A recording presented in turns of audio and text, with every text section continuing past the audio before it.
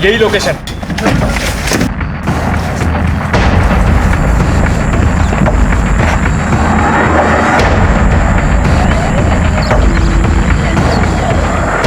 तो दरवाजा।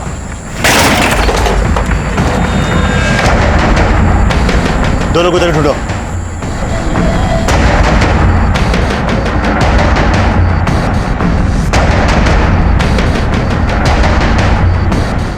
सर अंदर कोई नहीं है। बाहर ढूंढो, आसपास सभी तरफ देखना, बच्चे यहीं की होनी चाहिए। सर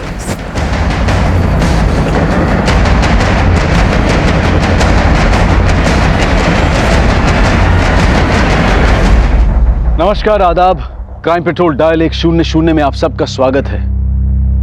जब बच्चे किसी अपराध का शिकार होते हैं या नासमझी में उनसे कोई अपराध हो जाता है तो ये दोनों ही स्थितियां काफी सेंसिटिव होती हैं, क्योंकि हम सब ये मानते हैं कि बच्चे परिवार, समाज और हमारे देश का भविष्य होते हैं। ये केस बच्चों के कुछ ऐसे ही चिंताजनक पहलुओं से जुड़ा हुआ था, लेकिन ये बच्चे थे कौन? क्या ये पुलिस से छिप रहे थे या फिर किसी ने इन्हें छुपा कर रखा हुआ था? ये केस इलाहाबाद का था, लेकिन इसी से मिलता जुलता एक दूसरा केस बहुत जल्द रामनगर उत्तराखंड में भी आने वाला था।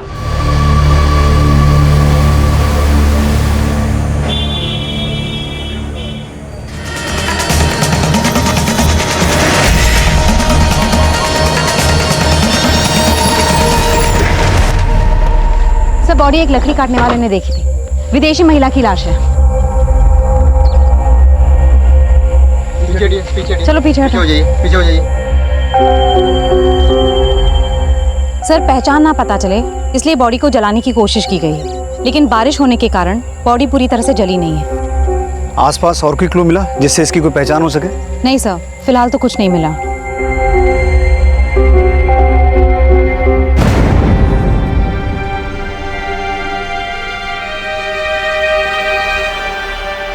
चेहरे से तो इसकी पहचान कर पाना मुश्किल है, लेकिन शायद इस टैटू से कोई लीड मिले।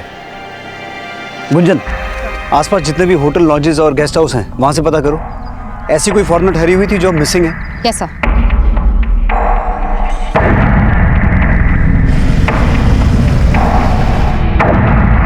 जल्द ही उस अज्ञात महिला की पहचान में जुट गई जिसके विदेशी सैलानी होने का अनुमान लगाया जा रहा था, लेकिन इस वक्त इस महिला की पहचान की कोई लीड नहीं मिल पाई थी और उसकी हत्या का एक केस ऐसे कई और अपराधों से भी जुड़ने वाला था जिसमें इंसानियत की हदें भी पार की जा चुकी थी।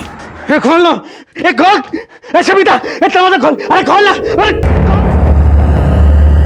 सर, जिस औरत की लाश हमें जंगल में मिली, ये उसका पोस्टमार्टम रिपोर्ट। सर, उस लड़की की मौत हमें लाश मिलने से एक रात पहले सांप के जहर से हुई है।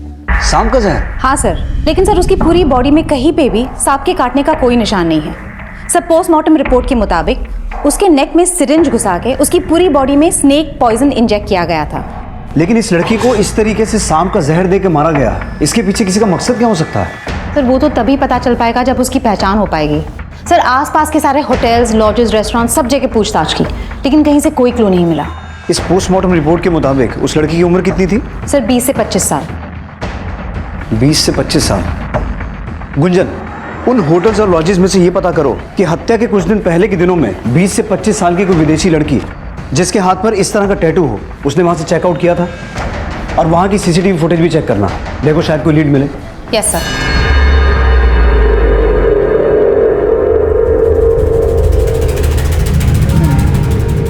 बच्चे जिस माहौल में पलते बढ़ते हैं उनकी सोच और समझ भी वैसे ही बनने लगती है। एक तरफ गुड़िया अपने पिता के पारसमणि पाने के अंधविश्वास की साक्षी बन रही थी, तो वहीं दूसरी तरफ आकाश अपनी मां के तंत्र के ढकोसलों से तंग था। छोटू अनाथ था, लेकिन उसमें पढ़ने की जिज्ञासा थी, पर इन बच्चों को सही मार्गदर्शन देने वाला कोई नहीं था। पर इनके दुख, तकलीफ और मजबूरी का फायदा उठाने वाले कई थे। आसपास की पूछताछ में पुलिस को एक रिवरव्यू नाम की लॉज से एक विदेशी महिला के ठहरे होने की जानकारी मिली, जिसका नाम मार्था था और जिसकी बाह पर बिल्कुल वैसा ही टैटू था जैसा कि टैटू उस विदेशी महिला की बाह पर था जिसकी लाश उन्हें जंगल में मिली थी।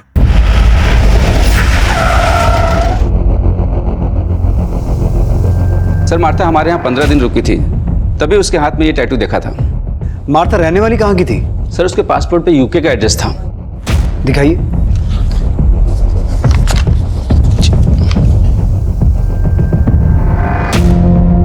सर, सर चेकआउट करने के बाद वो देहरादून जाने वाली थी। देहरादून की लॉज की बुकिंग भी मैंने ही कराई थी, लेकिन मैंने अभी पता किया मार्था ने उस लॉज में चेक इन किया ही नहीं। सर, हमें जिस लड़की की लाश मिली वो देहरादून हाईवे के पास वाले जंगल से ही मिली थी।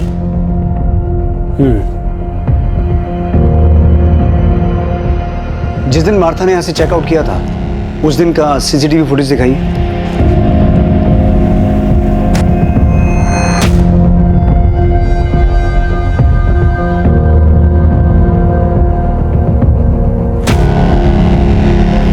सर, ये टैटू तो बिल्कुल वैसा ही है। सर, हो सकता है यही मार्था हो। आपने कहा यहाँ से चेकआउट के बाद वो देहरादून जाने वाली थी, तो देहरादून जाने के लिए उसने कोई कैब बुक की थी? जी नहीं, यहाँ से उसने कोई कैब बुक नहीं किया था। हो सकता है वो बस से गई हो। कुमार, जिस दिन मार्था ने यहाँ से चेकआउट किया था उस दिन रामनगर से देहरादून जाने वाली सभी बसों और कैब्स की डिटेल्स निकालो, उनके ड्राइवर और कंडक्टर से पूछताछ करो। सर।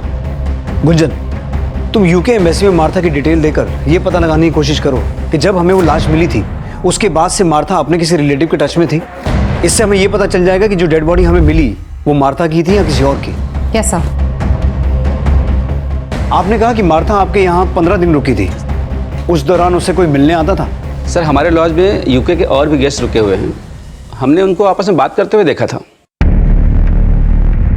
पुलिस ने जब उन विदेशी पर्यटकों से बातचीत की तो सामने आया कि मार्था उन विदेशी पर्यटकों के देश से तो थी, लेकिन मार्था से उनकी मुलाकात भारत में ही हुई थी। और उनसे की गई पूछताछ से यह संभावना और पुख्ता होने लगी कि जो लाश पुलिस को मिली थी वो मार्था ही होगी। पुलिस हर तरह से उस अपराध का पता लगाने की कोशिश कर रही थी जो मार्था से जुड़ा हो सकता था, लेकिन इस वक्त कोई लीड नहीं थी। और यह सवाल भी उठ रहा था कि अगर एक विदेशी महिला की हत्या लूट और चोरी के इरादे से भी की गई हो तो उसे मारने के लिए उसकी बॉडी में सांप का जहर क्यों इंजेक्ट किया गया, और उसकी बॉडी को जलाने के पीछे अपराधी की क्या मंशा थी।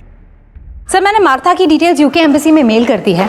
अब अगर वो मार्था ही है तो लॉज के मैनेजर का फोन आया था, वो बोल रहा था उसे स्टाफ से पता चला है कि मार्था के चेकआउट करने के अगले दिन एक बच्चा लॉज में गया था।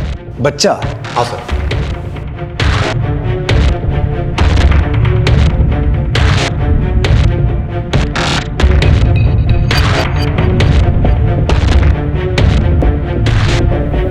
सर, ये बच्चा मार्था के बारे में बात कर रहा था जिसने एक दिन पहले ही चेकआउट किया था। सर, मैं इस बच्चे को जानती हूँ, ये रसौली मार्केट में फूल बेचता है। सर, इस बच्चे को मार्था के साथ एक बार मैंने लॉन्च में बात करते भी देखा था।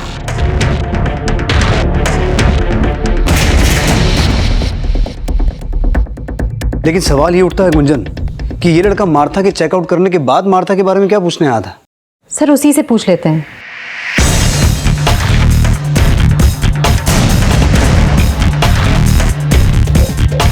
बेटा, वो छोटू कहाँ है, वो जो फूल बेचता है? मैडम, छोटू को तो मैंने सुबह से नहीं देखा। कहाँ रहता है वो? मैडम, उसका घर नहीं है, तो गांव में जो मंदिर है ना वहाँ सोता है।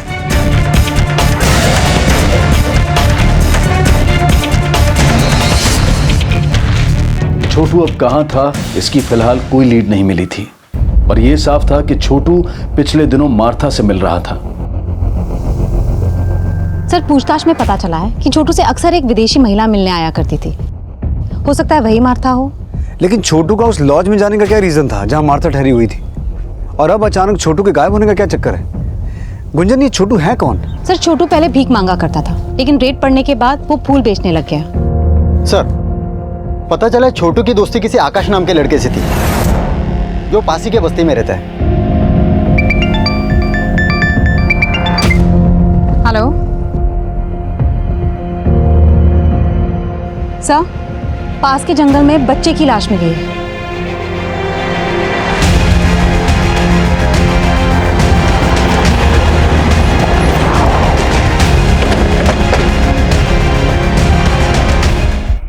कोई जानता है इस बच्चे को?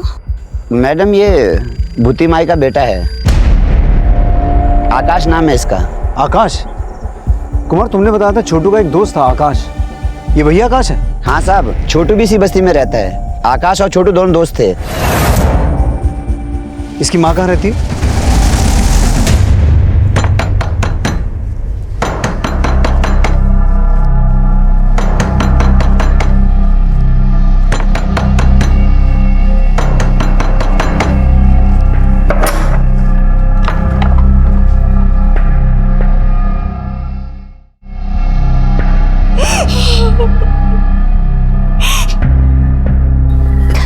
किसने मारा मेरे बेटे को?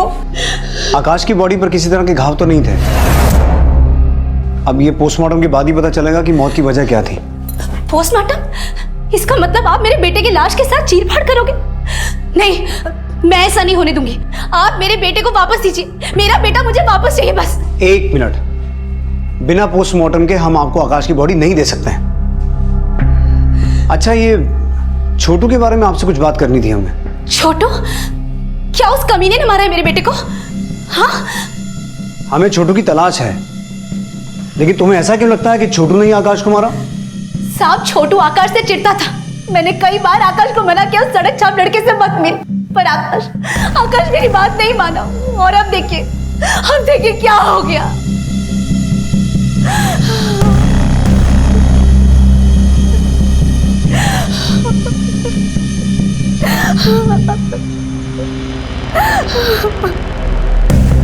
आकाश की मां छोटू पर आकाश की हत्या का आरोप लगा रही थी, तो क्या छोटू हत्या करके फरार था?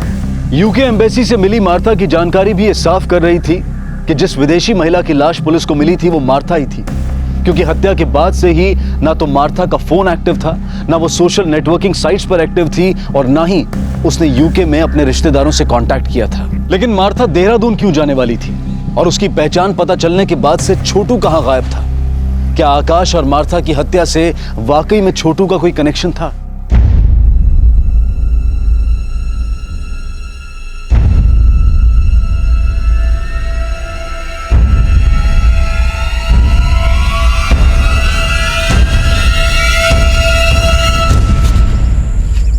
पापा, आप? सर, मैंने आकाश और छोटू के बारे में सब कुछ पता किया। आकाश और छोटू के बीच में सांप पकड़ने का कंपटीशन होता था, जिसपे बेटिंग भी लगती थी। What? हाँ सर, यही वो सर्प मित्र है जिसने दोनों को सांप पकड़ना सिखाया, और यही उस पे बेटिंग लगवाता था। सर, आकाश के मर्डर के बाद ये सर्प मित्र भी गायब है और उसका फोन भी बंद है। मार्था की बॉडी में स्नेक पॉइजन इंजेक्ट किया गया था, और आकाश की बॉडी पर भी किसी एक्सटर्नल इंजरी के मार्क्स नहीं मिले हैं। हो सकता है आकाश को भी उसी तरीके से मारा गया हो। लेकिन गुंजन, आकाश और मार्था, इन दोनों की मौत का आपस में कोई कनेक्शन है? सर, पूछताछ में तो ये पता चला है कि आकाश और छोटू के बीच में कुछ दिनों से झगड़ा चल रहा था, और छोटू मार्था से मिल रहा था। अब छोटू भी गायब है और सर्प मित्र भी। इस सर्प मित्र को ढूंढो। मुझे लगता है इन हत्याओं में उसका कोई ना कोई कनेक्शन है, इसीलिए ये गायब है। सर। हेलो मैडम, छोटू मिल गया है। आज रसौली मार्केट में फिर से फूल बेचने आया वो। मैडम, जंगल में एक मंदिर है, मैं वहाँ पहले अपनी माँ के साथ रहता था। 2 दिन से वहीं था मैं। वो सर्प मित्र भी तुम्हारे साथ था? नहीं मैडम, वो मेरे साथ नहीं थे। तो फिर कहाँ है वो? मालूम नहीं मैडम, लेकिन उस्ताद ने बोला था वो थोड़े दिन के लिए कहीं बाहर जा रहे हैं। कहाँ? वो पता नहीं मुझे। तुम मार्था को जानते हो? Martha madam? हाँ साहब, बहुत अच्छी है वो, मुझसे फूल खरीदती है। तुम मार्था को उसके लॉज में मिलने गए थे? गया था, पर वो मिली नहीं। कहाँ है मार्था मैडम? मैं उन्हें काफ़ी टाइम से खोज रहा हूँ। क्यों खोज रहे हो? मार्था मैडम हम जैसे फुटपाथ के बच्चों के साथ कोई डॉक्यू फिल्म बना रही थी। उन्होंने कहा था मैं भी टीवी पे आऊँगा, तो मैं इसलिए उन्हें खोज रहा हूँ। छोटू, हमसे कुछ छुपा नहीं रहे हो ना? नहीं साहब। तो तुम्हारा वो उस्ताद कहाँ है, वो सर्प मित्र जो तुमसे और आकाश से सांप पकड़ने का खेल खिलवाता था? साहब बोला ना, मुझे सच में नहीं मालूम। तो आकाश का मर्डर क्यों किया? बोलो, क्यों मारा उसे? क्या आकाश मर गया? साहब ये क्या बोल रहे हो? आकाश की लाश मिली है हमें, और हमें पता चला है कि तुम्हारा उसके साथ झगड़ा हुआ था। तुम्ही ने मारा ना उसे? साहब आकाश दोस्त था मेरा, मैं क्यों मारूंगा उसे? तो फिर किसने मारा? तुम्हारे उस्ताद ने? नहीं साहब, वो तो हमारे गुरु हैं, वो क्यों मारेंगे आकाश को? साहब मुझे तो लगता है आकाश की माँ ने उसके साथ कुछ किया होगा। वो उसके साथ कोई तंत्र वंत्र भी कर रही थी। तंत्र मंत्र? हाँ साहब, मैंने कई बार देखा है।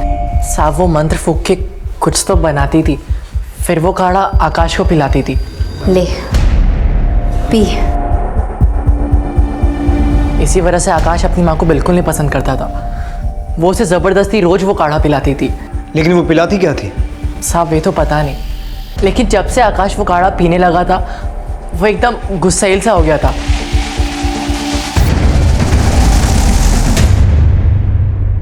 सर छोटू का ये बयान सही है कि मार्था इंडिया में बच्चों पे एक डॉक्यूमेंट्री बनाने के सिलसिले में आई थी। लेकिन मुझे ऐसा लगता है गुंजन कि छोटू अभी भी हमसे कुछ छुपा रहा है। नजर रखना इस पर, और उस सर्प मित्र के बारे में पता लगाने की कोशिश करो। हो सकता है छोटू जानता हो कि वो कहाँ है और उसी ने छोटू को यहाँ सब कुछ सिखा के भेजा हो। और इस छोटू का वो बयान कि आकाश की माँ कुछ तंत्र मंत्र करके उसे कुछ पिला रही थी, उसे कंफर्म करो। और आकाश की माँ भूती माई के बारे में सब कुछ पता करना। Yes sir. मार्था और आकाश की हत्या में सर्प मित्र की भूमिका का संदेह उसके अचानक गायब हो जाने से पुख्ता हो रहा था। एक तरफ पुलिस उसकी तलाश में जुटी थी तो वहीं छोटू पर भी नजर रखी जा रही थी। गुड़िया मेरे पास कोई पारस मणि नहीं है। मेरे उस्ताद बोलते कि आप ऐसा कोई भी सांप नहीं जिसके मुंह में पारस मणि हो। ऐसे सांप पाताल लोक में होते हैं। ये पाताल लोक कहाँ है? मुझे नहीं मालूम।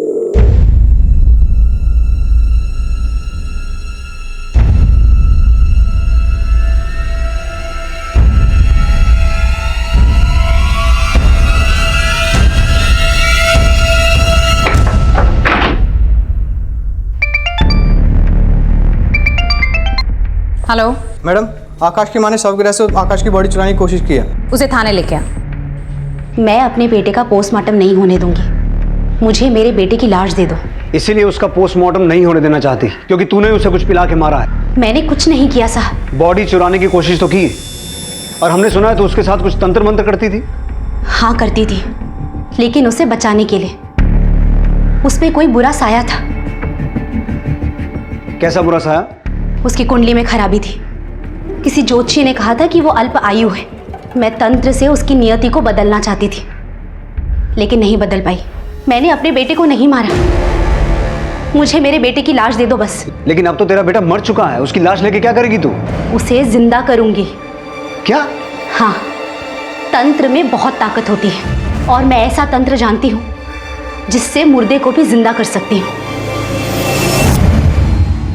आकाश की मां जो दावा कर रही थी वो उसके अंधविश्वास की मूर्खता ही थी या फिर वो झूठी दलील देकर अपने अपराध को छिपाने की कोशिश कर रही थी? आकाश की पोस्टमार्टम रिपोर्ट से यह बात साफ हो गई कि आकाश की हत्या भी जहर इंजेक्ट करके ही की गई थी, जिस तरह से मार्था को मारा गया था। और जब पुलिस ने आकाश के घर की छानबीन की, पूरा घर छान मारो।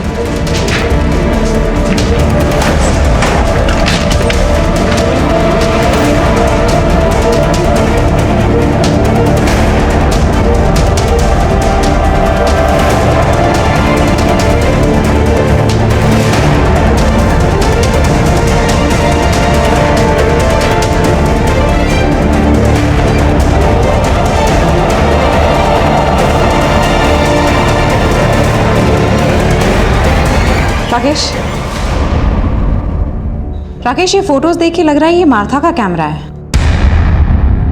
वहां से एक विदेशी कैमरा बरामद हुआ जो कि मार्था का था और उस कैमरे में कुछ ऐसे फोटोग्राफ्स मिले जिनमें आकाश की मां के साथ एक ऐसा शख्स था जो मार्था को जानता था। सर भूति के कमरे में स्नेक पॉइजन रिलेटेड कोई भी क्लू नहीं मिला, लेकिन ये कैमरा मिला है। ये मार्था का कैमरा है और उसमें काफी सारे फोटोज क्लिक्ड है जिसमें भूति इस आदमी के साथ है। सर इस आदमी का नाम आनंद है। ये टूरिस्ट गाइड है और रिवरव्यू लॉज के सीसीटीवी कैमरा के फुटेज में ये भी मार्था से मिलते हुए देखा गया है।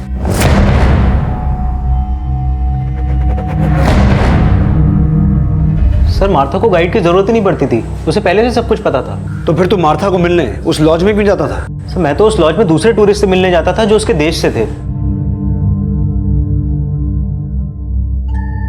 वहीं मेरी मुलाकात मार्था से हुई। और मार्था का कैमरा वो आकाश की मां के पास कैसे पहुंचा?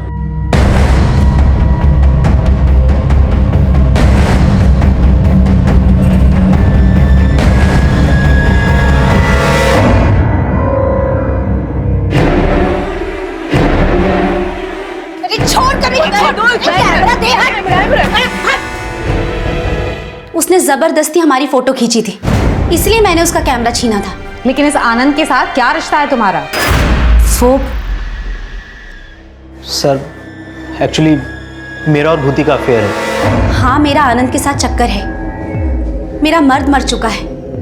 अगर मैं आनंद को पसंद करती हूँ तो इसमें गलत क्या है? वो गलत नहीं है, लेकिन अपना राज छुपाने के लिए तुमने जो मार्था को मारा है वो गलत है। ये आप लोग क्या बोल रहे हो?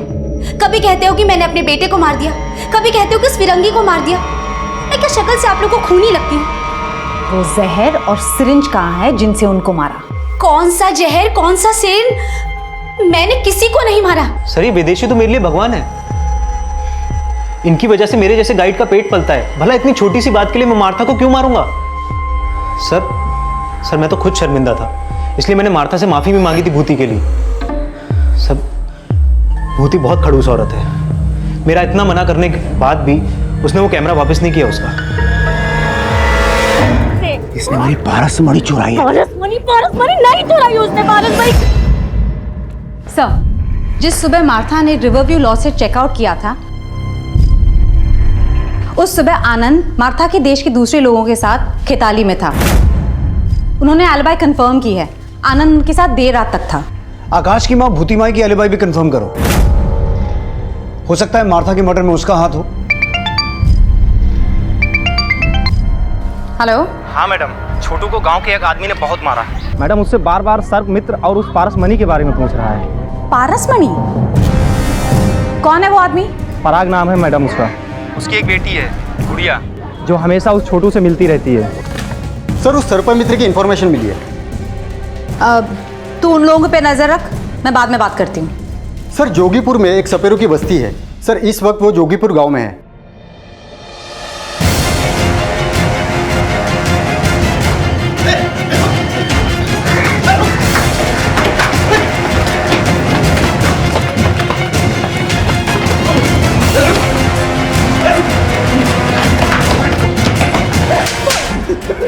मैडम जी मैंने किसी को नहीं मारा, मेरा विश्वास करिए। तो फिर भागा क्यों और फोन बंद करके क्यों रखा है? वो तो मैं पराग के डर से भाग गया था। एकदम पागल आदमी है मैडम जी। उसे वहम हो गया था कि मेरे आकाश के पास कोई पारसमणि है। इसके लिए उसने हम लोगों को बहुत परेशान किया मैडम जी। मुझे सांप दे। पागल है क्या? सांप दे इधर। मैंने कहा मुझे सांप दे। मुझे सांप चाहिए। ये पागल क्या कर रहा है ये? मुझे सांप चाहिए, मुझे सांप चाहिए। इसके मुंह में पारसमणि है। किसने बोला तुमको कि इसके मुंह में पारसमणि है? कहीं तूने तो इसके मुंह से पारसमणि नहीं चुरा ली? मुझे सांप चाहिए, मुझे सांप दे। मुझे सांप। क्या कर रहे हो? अगर तूने मुझे ये सांप नहीं दिया और मुझे पारसमणि नहीं मिली तो मैं पुलिस में जाके ये बता दूंगा कि तू छोटू और आकाश से सांप पकड़वाने का जुआ खिलाता है। मैडम जी वो मुझे जेल न करा दे, इसलिए मैं भाग गया था। सर्प मित्र बंसी अपने बयान पर कायम रहा कि उसने ना मार्था की हत्या की थी और ना ही आकाश की। पुलिस अब गुड़िया के पिता से मिलकर इन हत्याओं में उनकी भूमिका भी खंगाल रही थी। साहब, मैं नागों को जहर के लिए नहीं पकड़ता हूँ, पारसमणि के लिए पकड़ता हूँ। और उस नाग में पारसमणि थी, इसीलिए मैंने आकाश और सर्प मित्र को पीटा था। लेकिन मैंने किसी को जान से नहीं मारा साहब। मैडम जी, पराग किसी को नहीं मार सकता। उसकी दिमागी हालत ठीक नहीं है। उसे तो बस इतना ही लगता था कि वो सांप के मुंह से पारसमणि निकाल सकता है। लेकिन उसे ऐसा क्यों लगता है? एक बार उसने सपने में देखा था कि सांप के मुंह में पारसमणि है। फिर एक साधु ने पैसे ऐंठकर 4 मंत्र दे दिए और कहा कि अगर ये मंत्र पढ़ेगा तो वो पारसमणि निकाल सकता है सांप के मुंह से। इस चक्कर में जान जोखिम में डालकर वो सांप को पकड़ने की कोशिश कर रहा था। वो उसे जहर वहर निकालने नहीं आता था मैडम जी। मैंने छोटू को भी पारसमणि के लिए पीटा था। मुझे लगता था कि वो आकाश से पारसमणि छीनकर उसे मारकर भाग गया है। चलो माना कि पारसमणि के लिए उसने छोटू को पीटा, लेकिन तुमने भी तो छोटू को थप्पड़ मारा था। वो मेरी गुड़िया को बहका रहा था, इसीलिए मैंने मारा, नहीं तो।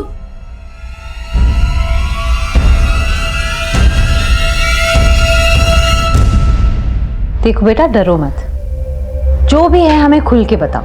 मैं कुछ नहीं जानती हूँ। तुम छोटू से चोरी छिपके क्यों मिलती थी? क्योंकि माँ को छोटू पसंद नहीं। क्यों? वो अनाथ है इसलिए। पर वो मेरा दोस्त है, मैं उसे पढ़ाती हूँ क्योंकि वो स्कूल नहीं जा सकता ना, इसलिए। तुम छोटू को पढ़ाती हो? हाँ मैडम, वो मुझे सांप पकड़ना सिखाता है।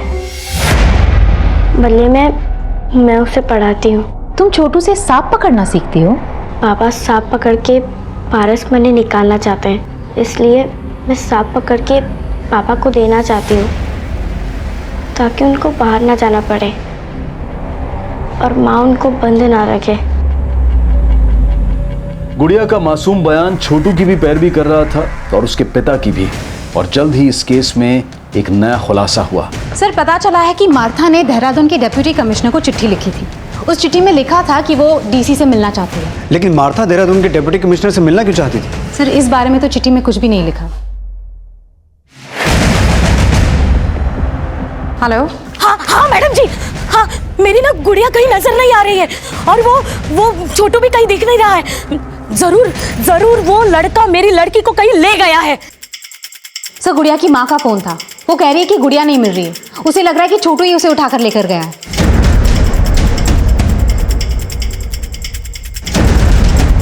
इस बार छोटू ही नहीं, उसके साथ गुड़िया भी गायब थी। लेकिन वो खुद गायब हुए थे या उनको गायब करने के पीछे किसी और का हाथ था?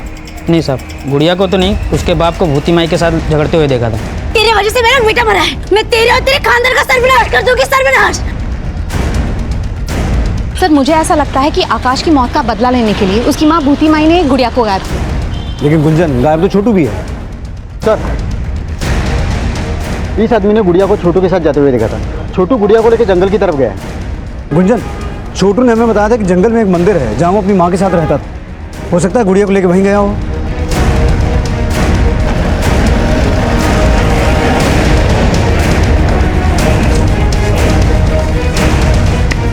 सब तरफ चेक करो।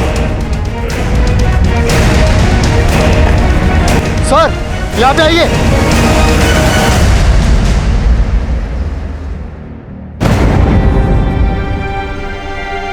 जिंदा है, एम्बुलेंस बुलाओ जल्दी। सर,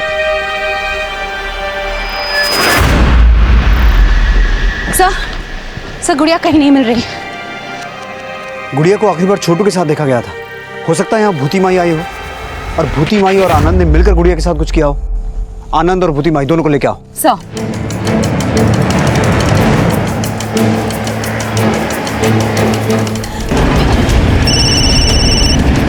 हाँ बोलो कुमार। सर, आनंद के घर पे ताला लगा है और उसका फोन भी बंद आ रहा है। ना मैंने गुड़िया छोटू को कुछ किया है, ना मुझे पता है कि आनंद कहाँ है। सर, आनंद को अपनी कार से गांव के बाहर की तरफ जाते हुए देखा गया था। Let's go. एक तरफ छोटू के होश में आने का इंतजार किया जा रहा था, लेकिन गुड़िया कहाँ थी? इस केस में अब भी कुछ और खुलासे होने बाकी थे।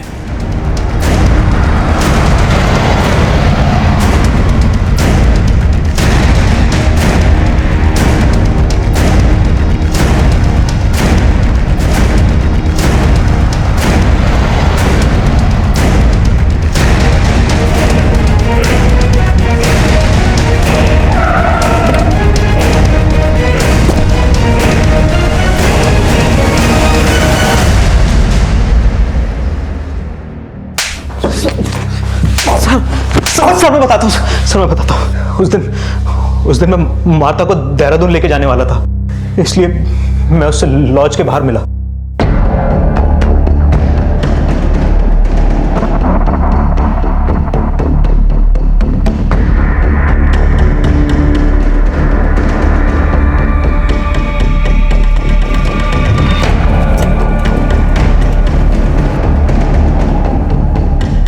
यहाँ क्यों रोका?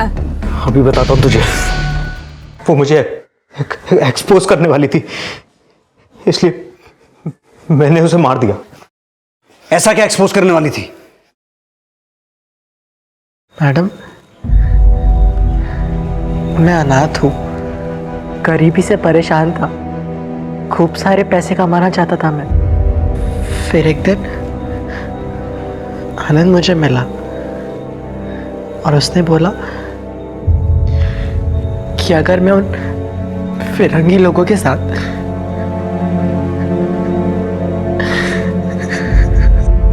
वो फिरंगी लोग मेरे साथ गलत काम करते थे।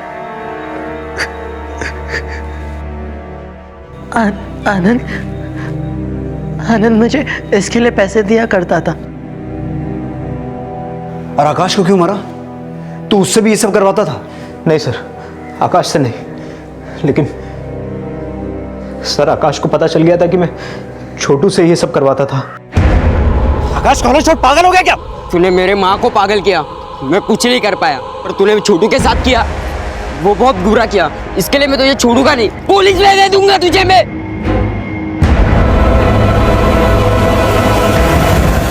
और गुड़िया?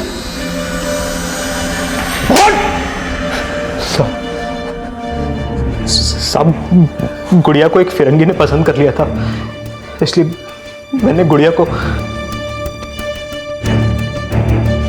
गुड़िया मुझसे जंगल में सांप पकड़ना सीखती थी और बदले में मुझे पढ़ाती थी, लेकिन आनंद जब उस दिन वहां आया,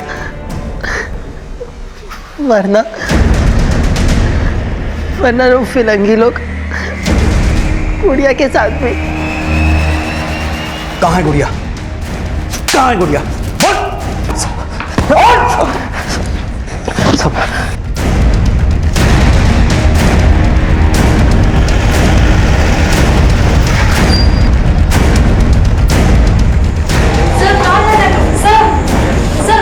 गुंजन, उस तरफ चेक कर। सर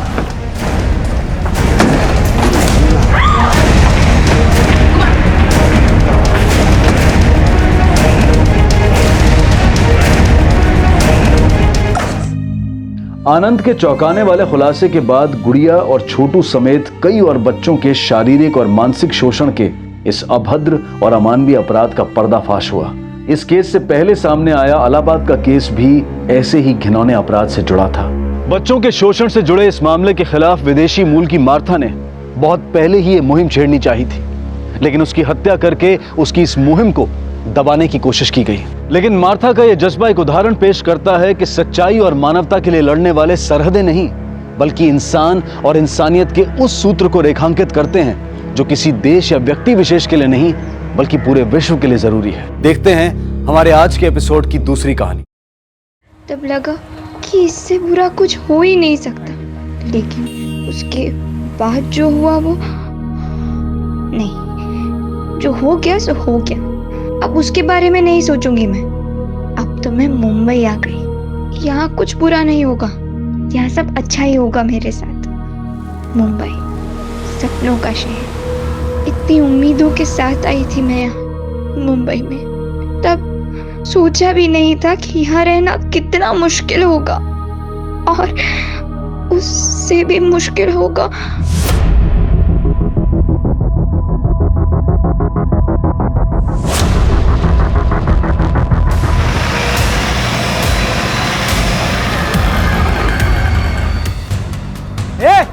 पीछे हटो।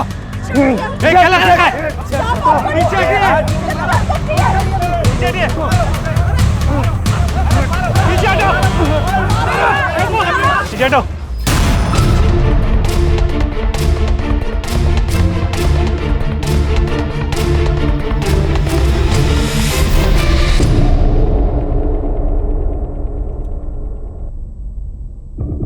गौरी, डरो मत, ठीक ठीक बताओ कि हुआ क्या था।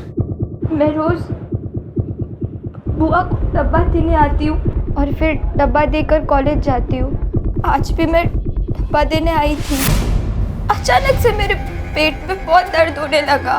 मैंने सोचा कि मैं पहले डॉक्टर अंकल को दिखा दूंगी। गौरी को क्लिनिक में आते आते दोपहर हो गई। कह रही थी कि उसकी तबीयत ठीक नहीं है, पेट में दर्द था उसके। डरी हुई थी, पर वाकई उसको बहुत दर्द हो रहा था। मेरे पेट में बहुत दर्द हो रहा है। अब बैठ जाओ। Hello, send me nurse. Gauri, Gauri, अरे मैंने उसे बुलाने की कोशिश की पर वो रुकी नहीं। वैसे डॉक्टर अंकल अच्छे से बात करते हैं मुझसे, वो मुझसे पढ़ाई के बारे में भी पूछते हैं और आज तो वो मुझे अपनी बेटी की बुक्स देने वाले थे। मेरे पेट में बहुत दर्द हो रहा है। ओह, पेट में दर्द हो रहा है?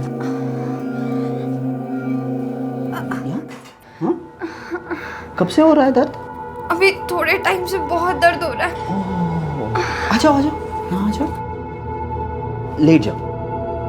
हाँ बस बस बस बस लेट जाओ। Good girl. वो नर्स दीदी वो आएंगी? आ जाएगी, वो आ जाएगी। अरे बहुत दर्द हो रहा है ना, तुम लेट जाओ, लेट जाओ।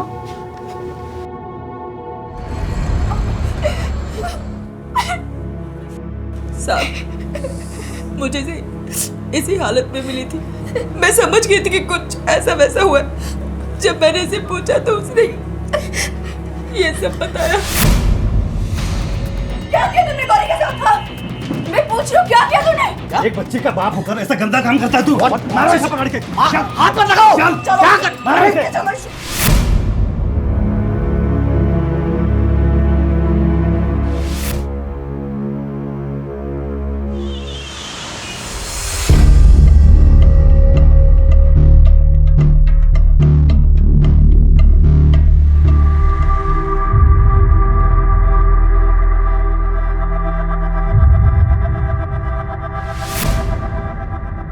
काय झालं? काही नाही झालं। वो एक्चुअली मैं लेट हो रहा हूँ, मैं निकलता हूँ अभी। तो इतना क्या जरूरी है कि बिना नाश्ता किए जा रहे हो? अरे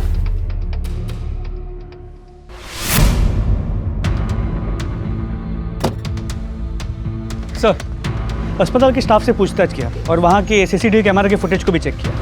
सर, फुटेज में कुछ खास हाथ नहीं लगा, लेकिन हाँ, गौरी अस्पताल से निकलते हुए नजर आ रही है। उसका हाथ उसके पेट पे था और वो बहुत धीरे धीरे चल रही थी।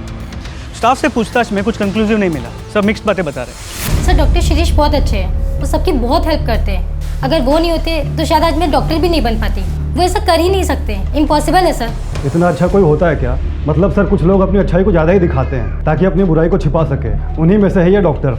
मात्रे, इससे तो कुछ भी क्लियर नहीं हो रहा। जब तक कोई सब्सटेंशियल इन्फॉर्मेशन नहीं मिल जाती उसको अरेस्ट नहीं कर सकते। जी सर, पर ये डॉक्टर शिरीष काफ़ी वेल कनेक्टेड भी है। मैंने इसका बैकग्राउंड चेक किया, शहर के टॉप अस्पतालों से जुड़ा हुआ था। फिर 6 साल पहले इसने खुद का नर्सिंग होम खोला। बड़े लोगों तक पहुँच है इसकी। इस केस को काफ़ी होशियारी से डील करना होगा। कोई एक्शन नहीं ले सकते जब तक कुछ सबूत ना। इस गौरी का बैकग्राउंड चेक करो ताकि ये गौरी साटम की medical report.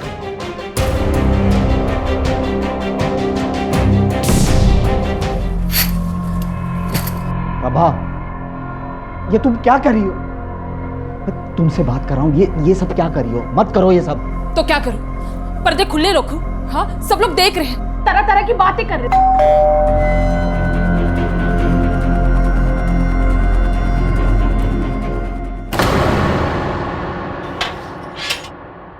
Doctor Shirish, you are under arrest. क्या? सर, मैंने आपको हमारे साथ चलना होगा। अरे नहीं, इन्होंने कुछ नहीं किया, प्लीज छोड़ दीजिए, छोड़ दीजिए। शिरीष, शिरीष।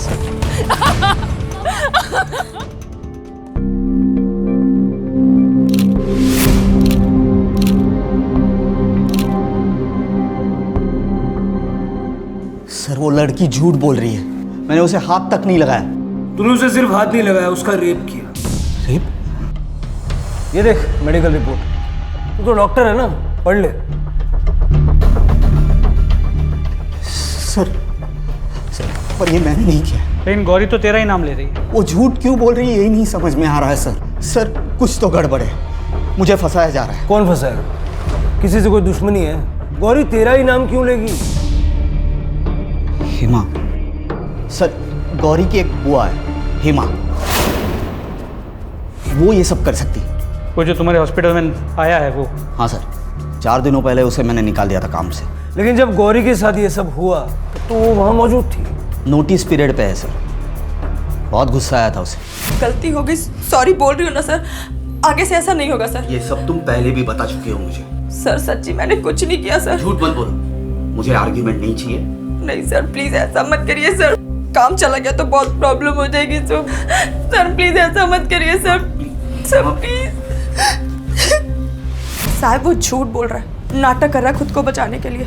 मैं आलसी या लापरवाह नहीं हूँ। लापरवाह होती तो नर्सिंग लाइन में इतने साल तक टिकी नहीं रहती। साहिब, नर्सिंग होम छोटा पड़ रहा है और स्टाफ ज़्यादा है और पगार नहीं बढ़ रही, इसलिए वो स्टाफ को निकाल रहा है। बड़ा ही कमीना आदमी है सर वो। मेरी भूल से बच्ची 2 दिन से कमरे में बंद है, शौक में है। गलत तो हमारे साथ हो रहा है साहिब, और आप हमसे ही सवाल पूछ रहे हैं।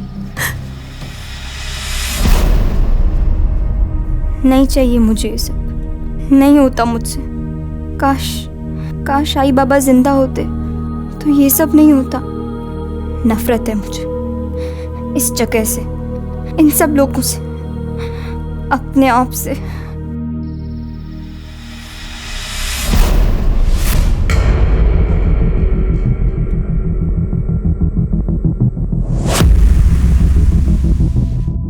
चल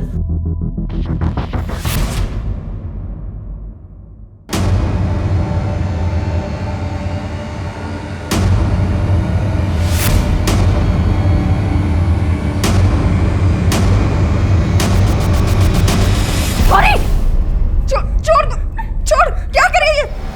छोड़, पागल हो गई है तू। कौन है?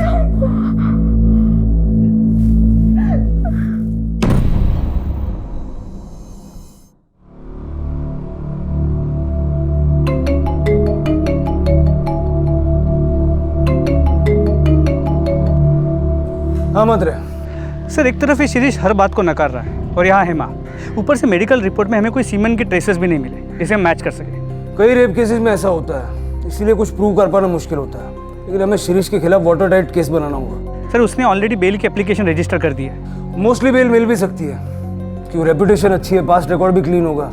जरा इस शिरीष के बारे में पूछताछ करो, अगर कुछ मिल गया तो ये केस पुख्ता हो जाएगा। जी सर। चलो, ये डॉक्टर शिरीष की पुराने पेशेंट्स की लिस्ट, इनसे पूछताछ करो, डिटेल्स निकालो। मूव। हेलो, क्या? कहाँ? सर, आप उस लड़की को अभी के अभी अरेस्ट कीजिए। बाप रेपिस्ट और बेटी पागल, ऐसे कोई मारता है? वो भी अपने ही दोस्त को। एक मिनट, तुम्हारा नाम क्या है? अदिति। अदिति, अब साफ साफ बताओ कि हुआ क्या था। हम लोग कॉलेज से घर आ रहे थे। अब तो डॉक्टर के पास जाना भी डेंजरस है बॉस। जाने देना प्रिया। चल स्टूपिड इडियट्स। अगर तू ऐसे ही रिएक्ट करेगी तो लोग तुझे और सताएंगे। तेरे पापा ऐसे हैं, पर उसमें तेरा क्या फॉल्ट? लेकिन तेरे पापा, अरे जब मैं अंकल के क्लिनिक में एंटर करती थी मुझे एक अजीब सी घबराहट होती थी, डर लगता था जिस तरह से वो टच करते थे। Stop it Aditya, enough. But Priya, मैं सच बोल रही हूँ। I hate you. आ मम्मा। सर, अब आपको एक्शन लेना ही होगा। आज मारा है, कल खून ही कर दिया तो ऐसे तो वो लोग अपनी मनमानी करते रहेंगे। एक मिनट। अदिति, जो कुछ भी तुमने कहा है क्या वो सच है? मेरा मतलब है प्रिया के पिता डॉक्टर शिरीष के बारे में। ऑब्वियसली सच है, और फिर मैं झूठ क्यों बोलूंगी? शिरीष अंकल कुछ ज्यादा ही अच्छे से बात करते थे और कुछ ज्यादा ही टच करते थे। ठीक है, इन्वेस्टिगेशन चल रही है, कुछ पता चलेगा तो हम आपको बता देंगे। सर, इस प्रिया के खिलाफ कोई ना कोई एक्शन तो लेना ही होगा। जिस तरह उसने अदिति को मार। शी वाज प्रोवोक्ड मात्रे, उसकी गलती नहीं है। अदिति की माँ से बात करके सारे चार्जेस ड्रॉप करो और प्रिया को स्टर्न वार्निंग देके मैटर क्लोज करो। ये डॉक्टर साहब अपने आप को जितना शरीफ बता रहे हैं उतना शरीफ है नहीं। उससे फिर से बात करो, शायद अदिति के बारे में सुन के वो अपनी शराफत का नाटक छोड़ दे। सर, अपनी बेटी की दोस्त अदिति को भी नहीं छोड़ा तूने। कई कंप्लेंट्स आ रही हैं तेरे खिलाफ। बोल, किस किस का गलत फायदा उठाया? ऐसा कुछ नहीं किया मैंने। फिर अचानक से उसने कहीं और जाना शुरू क्यों किया? डॉक्टर क्यों बदला उसने? मैंने उसे कहा था, बार बार क्लिनिक आने लगी थी, फिर बार बार घर में आने लगी। प्रिया से मिलने के बहाने घर आती थी, मुझसे बात करने की कोशिश करती थी। प्रिया, अरे अंकल, प्रिया है? प्रिया उसके रूम में स्टडी कर रही है, मैं उसको बुला दूं? नहीं अंकल, एक्चुअली आप मुझे एक बार चेक करेंगे, फीवर जैसे लग रहा है। फीवर जैसे? 2-3 दिन पहले तो आप क्लिनिक आके गई। पर लेकिन ना अंकल, कल रात से कुछ ज़्यादा ही लग रहा है। Is that so? Let me check. नहीं बेटा, you are absolutely fine. नहीं अंकल, आप तो एक बार अच्छे से चेक कीजिए ना।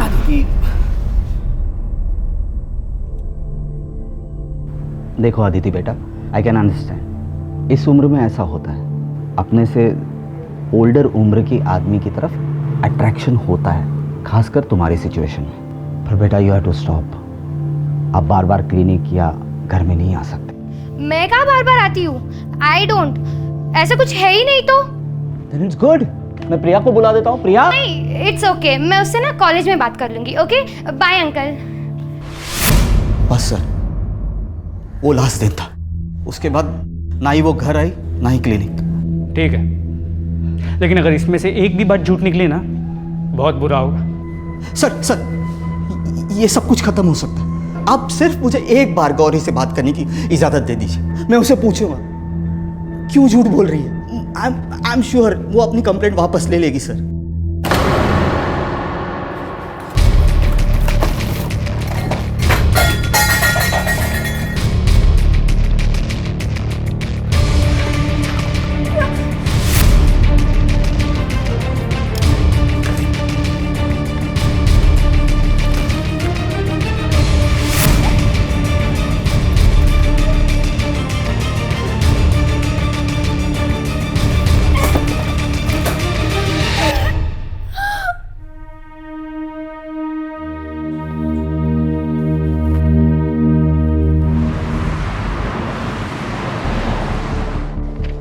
टेबल पर रख।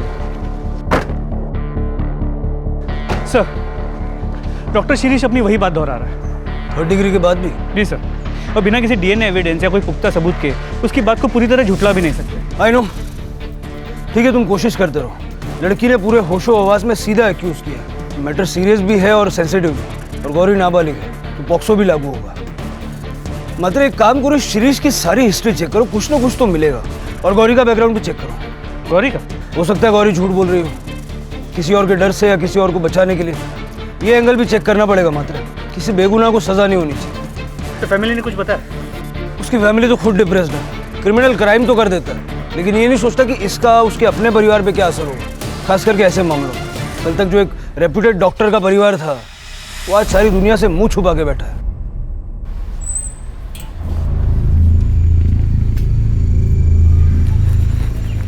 मिसेस रानडे, मुझे आपसे जरूरी बात करनी। मैं मिसेस रानडे नहीं हूँ। अरे प्रभा जी, एक मिनट सुन तो लीजिए, मैं क्या कहना चाह रहा हूँ। मुझे आपसे कोई बात नहीं करनी और मेरा इन सबसे कोई लेना देना नहीं है। अरे प्रभा जी भाई जी जल्दी, मुझे बहुत जरूरी बात करनी है। प्रभा जी, अरे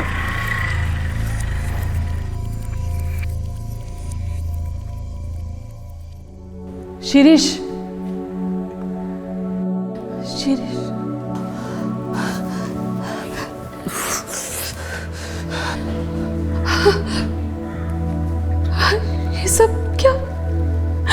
ये सब कब तक चलेगा?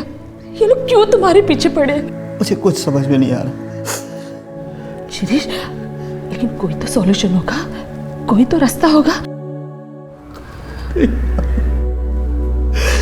मुझे कुछ समझ में नहीं आ रहा प्रभा। लोग गौरी, अब ये प्रिया की दोस्त, कुछ समझ में नहीं आ रहा कुछ। Shirish, calm down. लेकिन एक रास्ता है।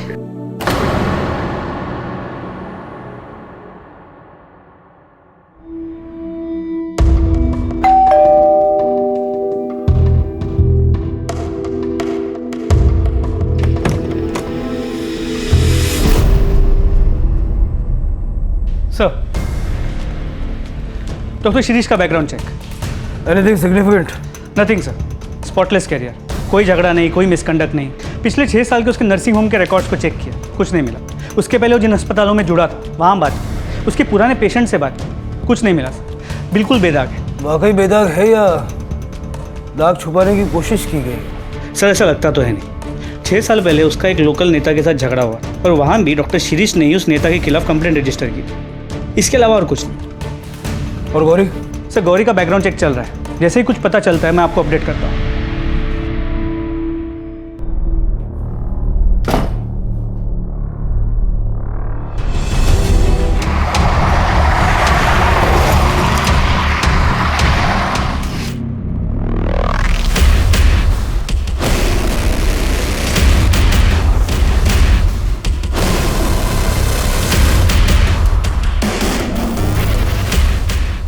ये फोन किसका है?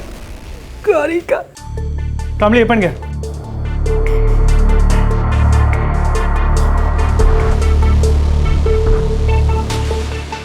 सॉरी, मैंने झूठ बोला। आपने हमेशा मेरी हेल्प की, कभी मेरे साथ कुछ गलत नहीं किया, लेकिन मैंने आपके बारे में झूठ बोला। अब मुझसे सहन नहीं होता। मैंने जो भी किया उसके लिए सॉरी। गौरी ने सुसाइड से पहले ये मैसेज भेजा डॉक्टर शिरीष के नंबर पे, जो फ़ोन हमारी कस्टडी में है। मात्र शौक में होने के बावजूद गौरी ने बहुत क्लियरली शिरीष पे रेप का इल्जाम लगाया था। वही लड़की अचानक सुसाइड। आपको लगता है कि ये सुसाइड स्टेज्ड है? सच पे पर्दा डालने के लिए, क्योंकि अगर वाकई शिरीष बेगुनाह है और किसी ने गौरी को उसका नाम लेने के लिए मजबूर किया है तो आगे चल के गौरी उसके लिए खतरा बन सकती है। सर उल्टा भी तो हो सकता है। हो सकता है डॉक्टर शिरीष गुनहगार हो और उसने अपने आप को बचाने के लिए गौरी को मरवा दिया और फिर गौरी के फ़ोन से मैसेज भिजवा दिया। मात्र ये सुसाइड है या नहीं, ये जाने बिना आगे बढ़ना मुश्किल होगा। पता चल जाएगा सर। गौरी की पोस्टमार्टम रिपोर्ट जल्दी ही आ जाएगी।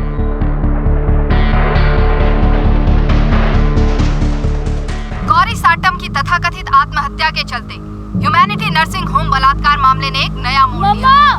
मम्मा ये देखो। मौके वारदात पर मौजूद वरिष्ठ पुलिस कर्मियों ने ये आशंका जताई है कि ये आत्महत्या है या एक सोची समझी साजिश। डॉक्टर शिरीष रानाडे की फैमिली से संपर्क करने की सारी कोशिशें नाकाम रही। खुद पुलिस कस्टडी में डॉक्टर शिरीष रानाडे अपने आप को बेगुनाह होने का दावा कर रहे हैं। क्या हुआ? अरे मैं देख रही हूँ ना टीवी। प्रॉब्लम क्या है तुमको? प्रॉब्लम क्या है? ये प्रॉब्लम जो इतना जोर जोर से चला के रखती हो। वहाँ हॉस्पिटल में सारे पेशेंट्स और घर पर तुम। 2 मिनट चैन की सांसें तो लेने दो। 1 मिनट। काय झाला काय तुम्हाला? मैं रोज देख रही हूँ तुम्हारा चक्कर वक्कर चल रहा है ना किसी के साथ। सच बताओ। हमारे साथ बात करना ही बेकार है। Leave it. सर, गौरी की पोस्टमार्टम रिपोर्ट। उसकी मौत 1:30 और 2 के बीच हुई है और वो मैसेज 2:15 को भेजा गया है। उसके बॉडी पे स्ट्रगल के निशान हैं, मतलब उसने अपने आप को बचाने की कोशिश भी की थी। सर ये तो क्लियर मर्डर है। मतलब गौरी को मारने के बाद उसके फ़ोन से वो मैसेज भेजा गया। तुम्हारा अंदाज़ा सही था। गौरी के मरने से सबसे ज़्यादा फायदा किसको हो सकता? क्या गौरी से अपने आप को क्यों कैसे हुआ सर ये सब कुछ?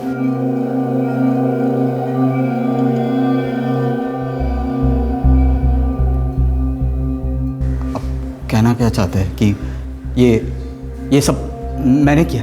हमने तो अभी कुछ कहा ही नहीं। वैसे तू एक बात से तो इनकार नहीं कर सकता कि गौरी की मौत से सबसे ज्यादा फायदा तुझे होगा, क्योंकि उसके भेजे हुए एसएमएस से तेरे सर पे लगा हुआ इल्जाम हट जाएगा। लेकिन बदकिस्मती से वो मैसेज गौरी के मरने के बाद भेजा गया था। उसको मारने वाले ने उसके मोबाइल से वो मैसेज भेजा था।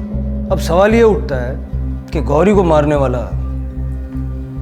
तुझे क्यों बचाना चाहेगा? ये मुझे कैसे मालूम सर? और आपको क्या लग रहा है मैं यहाँ से बैठे बैठे गौरी को? That is impossible. लेकिन तू बाहर किसी से करवा भी तो सकता है ना। That is possible. सर आपको लगता है कि ये सच बोल रहा है? मात्र जब तक कोई ठोस सबूत नहीं मिल जाता किसी की भी बात पे विश्वास करना मुश्किल है। ये डॉक्टर जब से लॉकअप में आया, इससे कौन कौन मिलने के लिए आया था, किस किस से इसने बात की, ये जरा पता करो। इसने लैंडलाइन भी कई बार यूज किया है। सर उस दिन उसकी वाइफ प्रभा रानाडे उससे मिलने आई। इस प्रभा के कॉल रिकॉर्ड, स्ट्रैंगुलेशन रिकॉर्ड सब निकालो और क्राइम सीन पे जो फिंगरप्रिंट्स मिले थे उसके साथ में मैच करके देखो। और गौरी के बैकग्राउंड चेक पे कोई अपडेट? सर उसकी रिपोर्ट आ गई, आपके टेबल पे रखवा दी है। गौरी की बुआ हेमा जहाँ जहाँ काम करती थी, हमने हर उस जगह पे पूछताछ की। पिछले 2 साल में उसने करीब 4 से 5 नर्सिंग होम में काम किया है। हेमा है ना, वो सीनियर डॉक्टर है ना राव, उसके साथ ही मिलकर उसने कुछ गड़बड़ की है। मामले को तो बिल्कुल दबा दिया गया। वो है ना, थोड़े दिन के बाद काम छोड़ के चली गई। पता नहीं फिर क्या हुआ। पागल हो गए थे डॉक्टर साहब उस लड़की के पीछे। अचानक से हेमा भी गायब और वो लड़की भी। पूरे देवदास हो गए थे डॉक्टर साहब। स्ट्रेंज। कहीं ऐसा तो नहीं कि जिसे हम अब तक विक्टिम मान के चल रहे थे उसकी असलियत कुछ और ही है? ये जो 2 डॉक्टर्स के बारे में बात की, इनसे बात करो। इनसे पूछो कि ये सब रूमर्स है या वाकई इसमें कोई सच्चाई भी है। सर वो बच्ची नहीं थी सर। डोंट नो कि उसकी क्या प्रॉब्लम थी। वो खुद ही नर्सिंग होम आती थी। वो क्या नाम है उसकी आंटी हेमा से मिलने के लिए।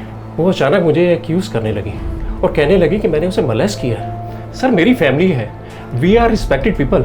सर हेमा ने तमाशा खड़ा कर दिया, कहने लगे कि ये मैटर मैं पुलिस में लेके जाऊंगी। मैंने सीधे उसे नौकरी से निकाल दिया। मैंने उसे कहा कि तूने जो उखाड़ना है उखाड़, जब मैंने कुछ गलत काम किया ही नहीं तो मैं डरूं क्यों। तो क्या हुआ? कुछ भी नहीं, ब्लडी ठग्स, चली गई ना।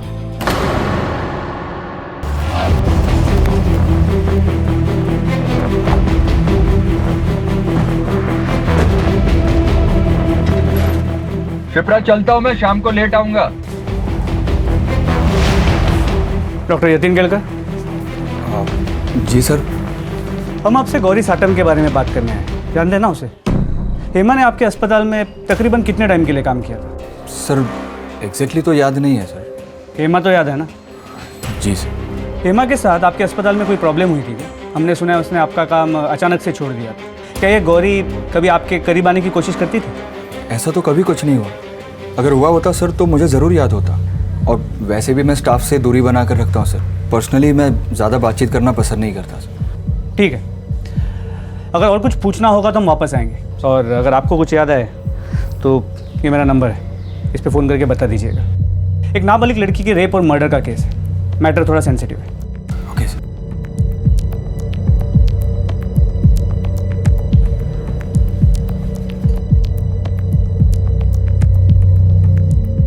पुलिस क्यों आई थी यहाँ पे?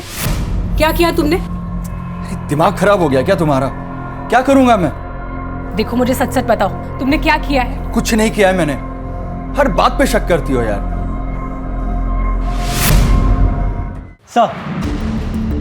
सर ये प्रभा रानाडे के कॉल रिकॉर्ड्स हैं।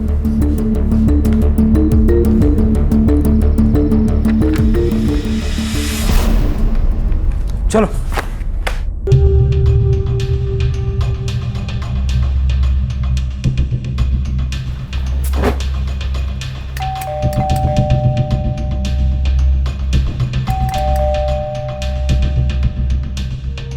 काकड़ी देखो जरा।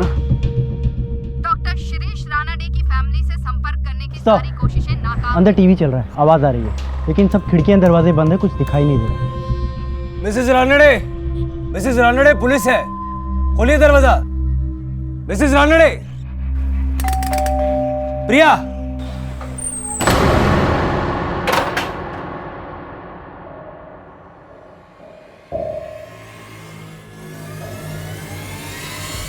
सब मैं क्यों गौरी को, मैं तो उस लड़की के आसपास भी नहीं गई, मैं तो उसे जानती भी नहीं हूँ। हमारे पास सबूत है, तुम्हारे फोन का लोकेशन उस वक्त उसी जगह का है। क्या कर रही थी वहाँ? मैं वहाँ गई थी, लेकिन उसे मारने नहीं, ऐसा कुछ भी नहीं था।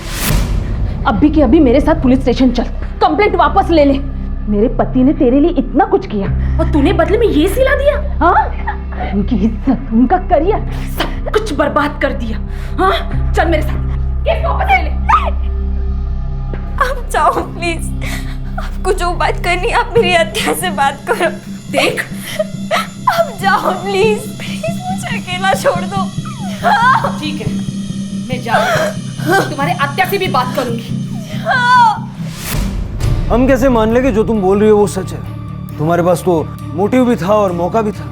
सर मैंने ऐसा कुछ नहीं किया है, वी आर रिस्पेक्टेड फैमिली। पता चल जाएगा। गौरी के दुपट्टे और फोन पे जो फिंगरप्रिंट्स मिले हैं, अगर उससे तुम्हारे फिंगरप्रिंट्स मैच हो गए तो फिर। सर मैं जब वहाँ से निकली थी तब मैंने वहाँ एक आदमी को जाते हुए देखा, उसके घर की तरफ। कौन था वो आदमी? जानती हो उसे? नहीं सर, मैं उसे जानती नहीं हूँ, लेकिन एक दिन वो आदमी मेरा पीछा कर रहा था। सर वही बता सकता है मेरे जाने के बाद गौरी जिंदा थी या नहीं। उसका चेहरा याद है? ऑफ कोर्स सर, याद है। एक बार उसने रास्ते में मुझे रोककर मेरे से बात करने की कोशिश की थी।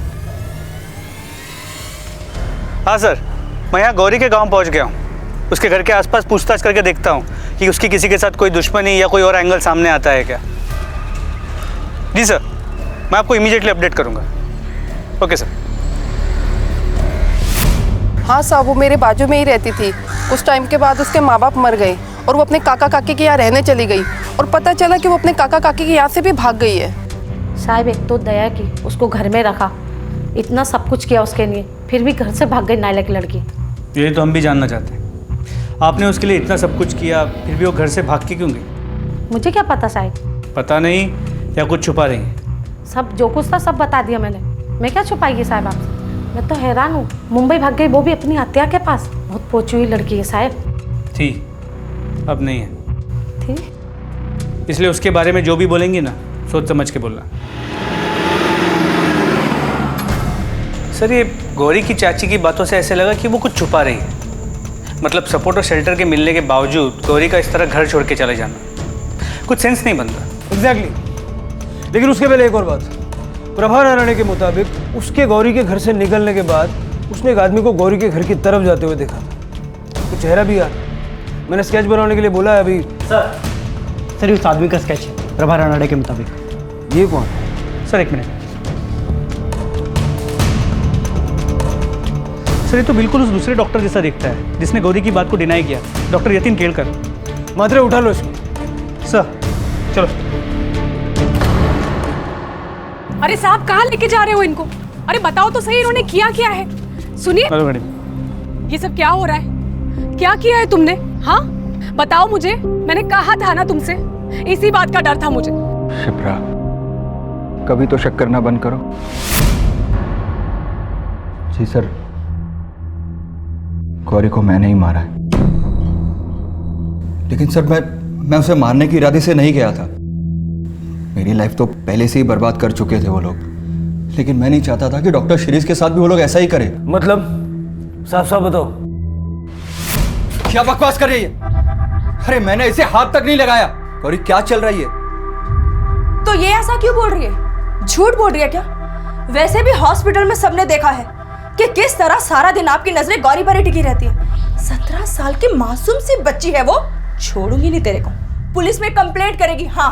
अरे ऐसे कैसे पुलिस में कंप्लेंट करेगी?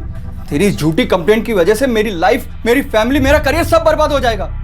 चल गौरी तू चल। सुन, समझौता कर लेते। 50,000। चल गौरी। अरे रुको, देखो 75, 75,000 ले लो और ये मामला यहीं पर खत्म करो। देखो इससे ज्यादा मैं नहीं दे पाऊंगा, इतना ही कैश है मेरे पास।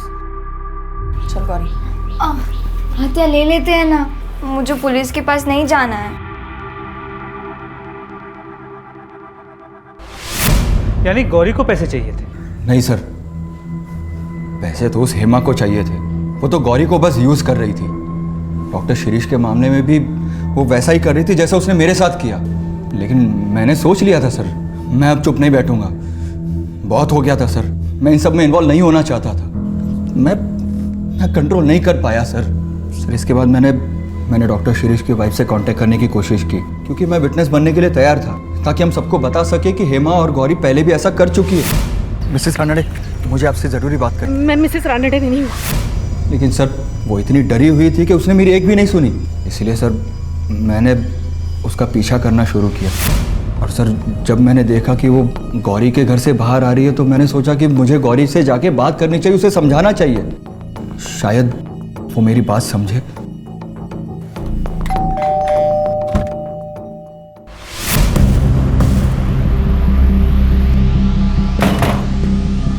आप आते नहीं है, आप बाद में आना। बहुत हो गया अभी तुम लोगों का।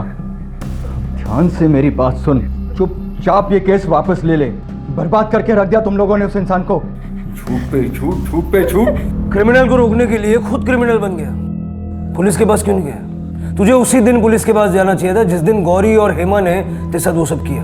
गौरी को मारकर तूने अपनी और अपने फैमिली की पूरी जिंदगी बर्बाद कर ली।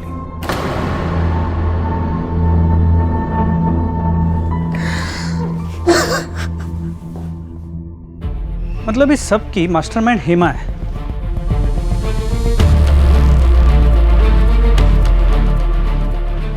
क्या हुआ सर? क्या सोच रहे? एक बात खटक रही है। हर बार मामला मॉलेस्टेशन का था। हेमा ने हर बार सामने वाले पे गौरी के साथ बदतमीजी करने का या उसको गलत तरीके से छूने का आरोप लगाया। ये डॉक्टर शिरीष के मामले में अचानक रेप क्यों? हो सकता है इस बार वो ज्यादा पैसे ऐंठना चाहती हो, या फिर ये भी हो सकता है कि शिरीष और हेमा के बीच में कोई अरेंजमेंट हो जो बैकफायर हो गया और बाद में दोनों के बीच में फूट पड़ गई। इतना तो कंफर्म है कि गौरी के साथ रेप हुआ था। मतलब यही पता करना कि ये रेप डॉक्टर शिरीष ने किया था या किसी और ने। इस केस में कई ऐसे सवाल हैं जिनके जवाब मिलना अभी बाकी है, और ये जवाब हमें मिलेंगे हेमा से। ले आओ उसे। सब झूठ बोल रहे साहिब। गरीब लोगों को बदनाम करना आसान होता है, हमने ऐसा कुछ भी नहीं किया। हेमा, तुमने इतने सालों में बहुत सारे अस्पतालों नर्सिंग होम में काम किया और इनमें से कई में गौरी के साथ ऐसा ही हुआ, और हर बार इल्ज़ाम किसी ऐसे आदमी पे लगा जो किसी अच्छी पोस्ट पे हो, समाज में जिसकी बहुत इज्जत हो। तुम्हें क्या लगता है ये सब होते हुए किसी की नज़र में नहीं जाएगा कि कुछ गड़बड़ हो रहा है? देखो, यूजुअली हम औरतों के साथ ज़्यादा सख्ती नहीं करते, लेकिन इस बार मामला एक नाबालिग बच्ची के रेप और मर्डर का है, तो सच उगलवाने के लिए कुछ भी करना पड़ा तो करेंगे। आप क्या बोल रहे हैं साहिब? मैं अपनी साहिब, वो मेरी बेटी थी, मैं उसके साथ ऐसा क्यों होने दूंगी साहिब? बेचारी, मैं तो उसे देख भी नहीं पाई साहिब। कितना दुख हो रहा है मुझे। सर, ये हेमा काफ़ी पहुंची हुई है, अगर आप कहें तो फोर्स का इस्तेमाल करके सच्चाई उगलवा सकते हैं। ऐसे तो वो कुछ नहीं बोलेगी। मात्र एक अजीब बात है, पिछले 2 मामलों में वो नकार रही है, 100% झूठ बोल रही है, लेकिन जब उससे इस रेप के बारे में पूछते हैं मुझे लगता है वो वाकई सच बोल रही है। मतलब वो अपना पुराना पैंतरा इस्तेमाल करने गई और वो बैकफायर हो गया। डॉक्टर ने मौके का फ़ायदा उठा लिया। डॉक्टर शिरीष ने या फिर किसी और ने? शिरीष और गौरी का कच्चा चिट्ठा तो हमारे पास है, लेकिन हेमा के बारे में पूरी इन्फॉर्मेशन नहीं है। जरा पता करो कि गौरी के रेप और मर्डर की वारदातों से पहले हेमा किस किस के टच में थी। उसके कॉल रिकॉर्ड्स भी निकलो। सर, उसके कॉल रिकॉर्ड्स ऑलरेडी मंगवाए थे, आ गए, मैं लेके आता हूँ।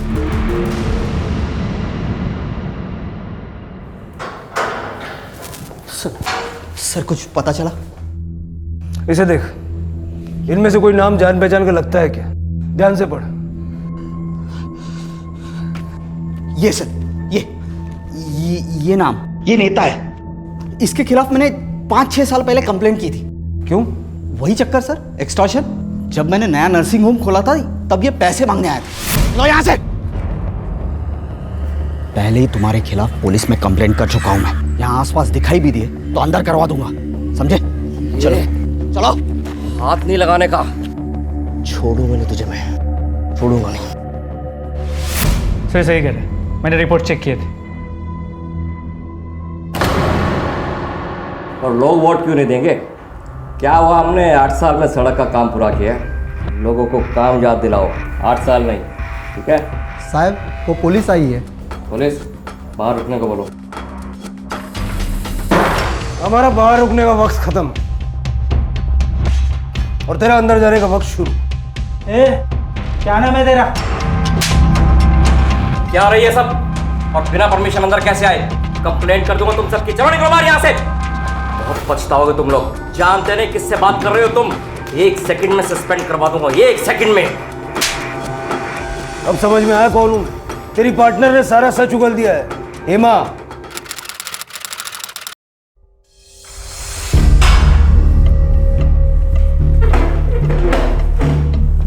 मुंह नहीं खुलेगी, मत खोल। तेरे पार्टनर ने तेरे बारे में सारा सच कबूल कर लिया है। किस तरह तुम लोगों ने डॉक्टर शिरीष को बदनाम करने का प्लान बनाया, किस तरह रेप करवाया, किस तरह इस सब के लिए उसने तुम्हें थोड़े से ज्यादा पैसे दिए। बेटी बेटी बोल रही है गौरी को, थोड़े से पैसों के लिए बेटी को बेच दिया। मैंने कोई प्लान नहीं बनाया साहिब। मुझे तो मालूम भी नहीं था कि वो गौरी का रेप।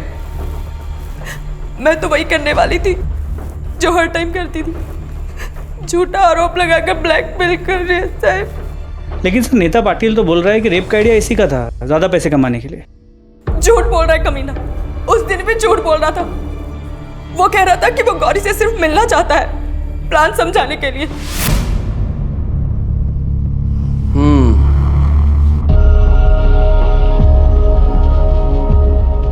तो ये है वो, कर पाएगी ये? मतलब कि हो पाएगा इससे? इतना बड़ा तमाशा करने के लिए दम चाहिए। पहले भी तो कर चुकी है ना साहब। तुम जाओ, अकाउंटेंट को बोल दिया मैंने, पैसे ले लो। और सुनो, आधे मिलेंगे और आधे नर्सिंग होम बंद करवाने के बाद, ठीक है? जाओ। हेमा, इसे यहीं रहने दो, मुझे इससे कुछ बात करनी है। तुम रुक, मैं आती हूँ।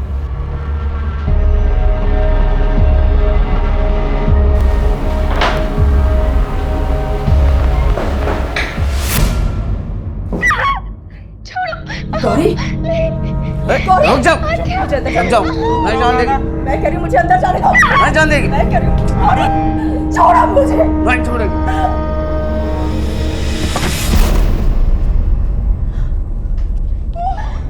ये क्या क्यों किया आपने? ताकि सबको ऐसा लगे कि इसके साथ सचमुच रेप हुआ है।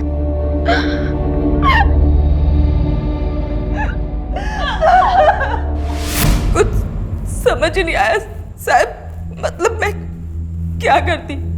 हम लोग कुछ भी नहीं थे उन लोगों के सामने, आखिर हम ही तो गए थे उनके पास, और अभी आधे पैसे लेने बाकी थे साहब। मैंने गौरी को समझाया, कपड़े बदलकर उसे हॉस्पिटल आने को कहा।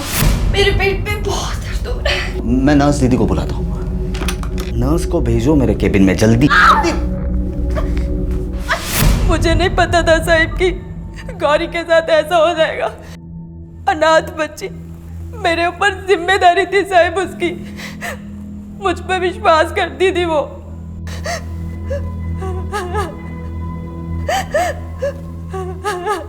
क्या हुआ था गांव में? बेच दिया उसे। उसके काका काकी ने पैसे लेकर एक बड़ी उम्र के लड़के के साथ शादी करवा दी उसकी।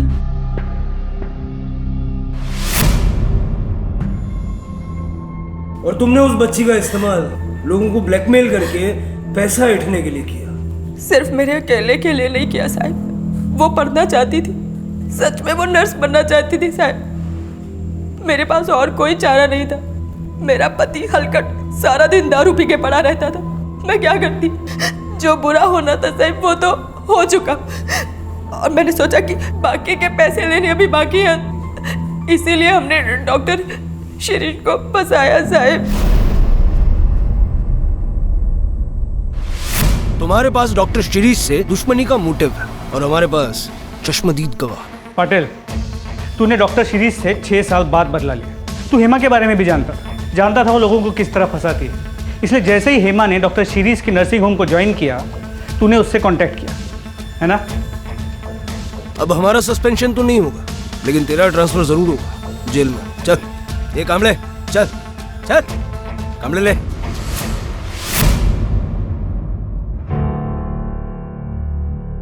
डॉक्टर शिरीष, देखिए कभी कभी जस्टिस को पाने के लिए हमें कई ऐसे कदम उठाने पड़ते हैं जो बाद में गलत साबित होते हैं। ये भी उन्हीं में से एक था। जो कुछ आपके साथ हुआ उसे तो हम बदल नहीं सकते, but we apologize. That's okay sir. आप लोग अपना काम कर रहे थे, मेरी भी बेटी है। कल उसके साथ कुछ ऐसा ही हो जाता है तो मैं आपसे यही उम्मीद करूंगा कि आप अपना फर्ज निभाएं।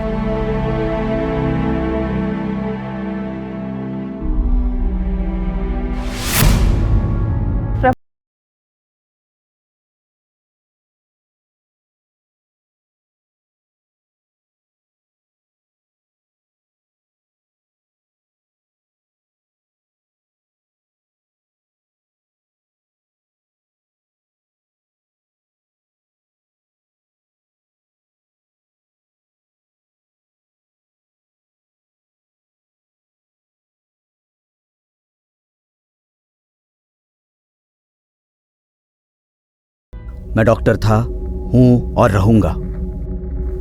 आज भी मेरे पेशेंट्स की भलाई मेरे लिए ज़्यादा मायने रखती है। लाइफ में आए इस मुश्किल दौर को मैं अपने आप पर हावी नहीं होने दूंगा। मेरे अतीत को मेरी पहचान नहीं बनने दूंगा। जो हुआ उसके चलते ना मुझ में नफरत पैदा होगी, ना डर, ना निराशा।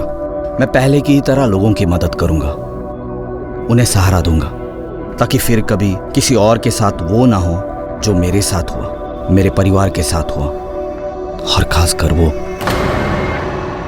जो गौरी के साथ हुआ। इस तरह के और भी एपिसोड देखने के लिए हमारे चैनल को सब्सक्राइब करें और बेल आइकन दबाना ना भूलें।